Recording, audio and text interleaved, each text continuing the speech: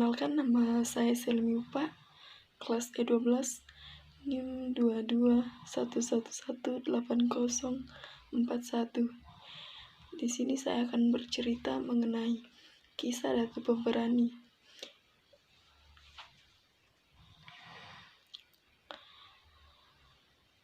Masa kecil Datu Wani. Malam itu langit mendung, sanyup-sanyup terdengar. Suara seorang ibu melantunkan lagu untuk menidurkan anaknya.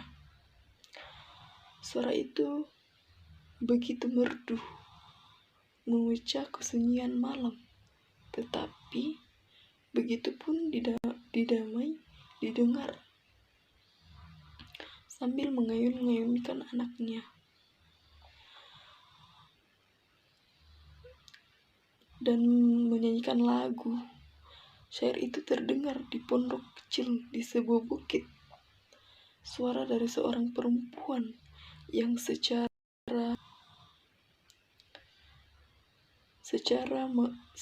tiba mengayunkan anak kecilnya untuk cepat tidur. Suaranya pun sanyup, jauh hampir tidak terdengar.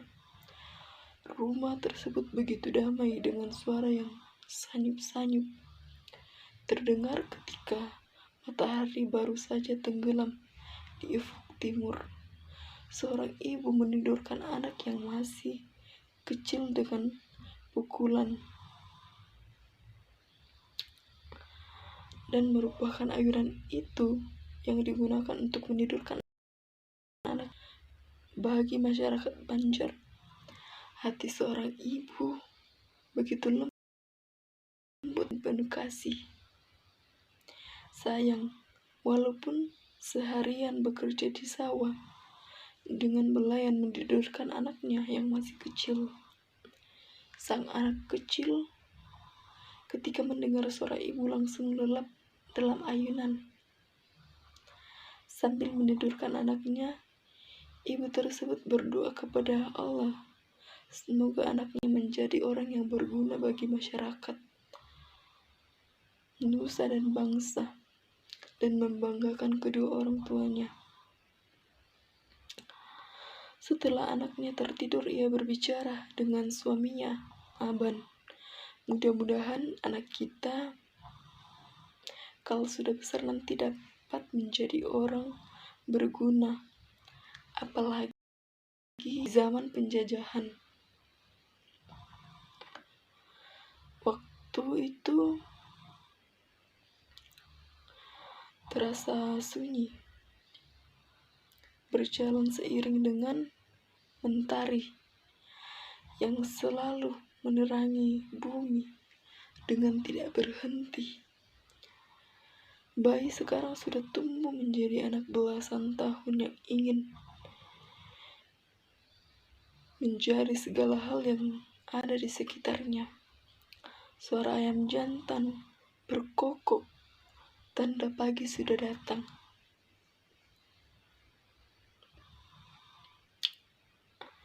Dani beranjak dewasa. Roda kehidupan terus berputar. Siang berganti malam, malam berganti siang. Hari berganti minggu, minggu pun berganti bulan. Tapi tidak terasa bocah kecil pemberani yang bergelar Datu Wana atau sang pemberani telah menginjak dewasa. Nak, ilmu, agama, dan bela dirimu bagus, katanya. Si ayah di sore hari sambil menasihati anaknya yang ya ayah, aku mengerti dan paham maksud ayah. Salut sang anak. Saya akan menggunakan ilmu yang ayah berikan. Kemudian setelah ia beranjak dewasa, Wadi pun mulai berlatihan dalam kehidupannya. Perempuan setengah baya mempertahankan barangnya yang akan dirampas oleh seorang laki-laki bertubuh besar dan wajah yang sangat menyeramkan. "Apa yang kau lakukan?"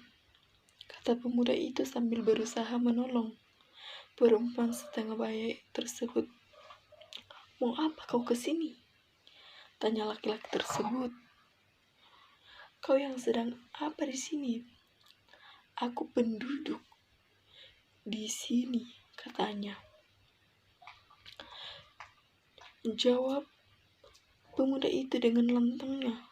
"Mengapa kau mengganggu penduduk?" sambung pemuda tersebut. Lelaki yang berusaha merampas barang milik perempuan tersebut merasa tidak senang dengan kehadiran sang pemuda. Pemuda itu dapat menggagalkan semua rencananya. Ia pun berusaha menakut-nakuti pemuda tersebut dengan golok yang dipegangnya. Tanpa takut sedikit pun, sang pemuda terus maju dan berusaha menyelamatkan perempuan setengah baya. Dengan ilmu kuntau yang dimiliki lelaki pengganggu tersebut dapat dilumpuhkannya. "Ampun, ampun, ampun tuan muda," katanya. "Baik, aku berjanji tidak akan mengulangi perbuatan lagi," kata laki-laki tersebut. "Kalau begitu, pergi jauh dari desa ini. Jangan sekali-kali kau datang ke desa ini lagi untuk berbuat kejahatan."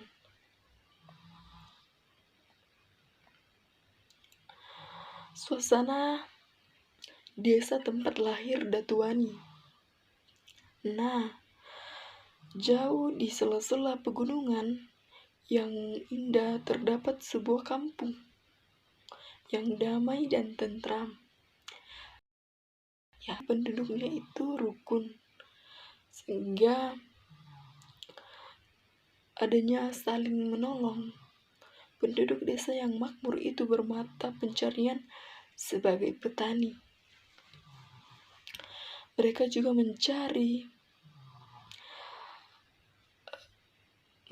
mencari ikan di rawa-rawa yang luas sebagai penopang nafkah mereka. Desa tersebut begitu damai sehingga warga lalu berusaha menjaga desa mereka dari serangan penjajahan.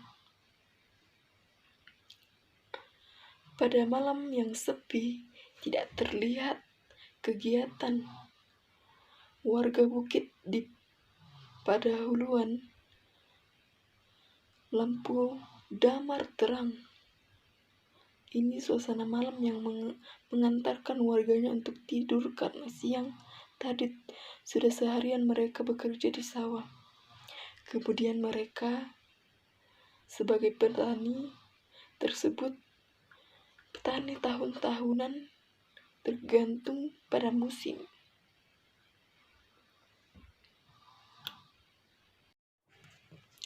Desa kecil yang makmur. Pada zaman dahulu, rakyat Banjar terkenal dengan keberanian melawan penjajah. Jika mereka ingin membangun fasilitas desa, mereka bergotong royong. Seperti yang terjadi pada hari ini, warga mulai bergotong royong dan membangun jembatan yang menghubungkan desa dengan desa sebelah.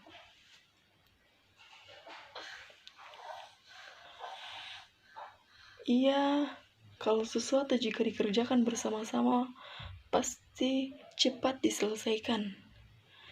Pagi yang indah, matahari bersinar. Ada air yang mengangkut di rumput dan daun keladi.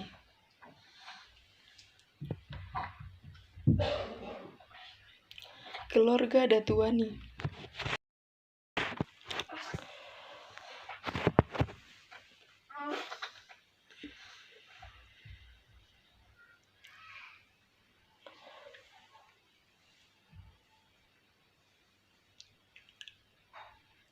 Rumah Banjar berjunjung tinggi. Di sana hiduplah seorang Datuani karena ia sudah berumur. Orang-orang desa Datuani dan anak-anaknya. Datuani mempunyai 7 anak laki-laki pula. Orang menyebut mereka dengan nama Panglima 7 karena ketujuh anaknya mempunyai kepintaran berperang yang tidak kalah dengan orang tua mereka.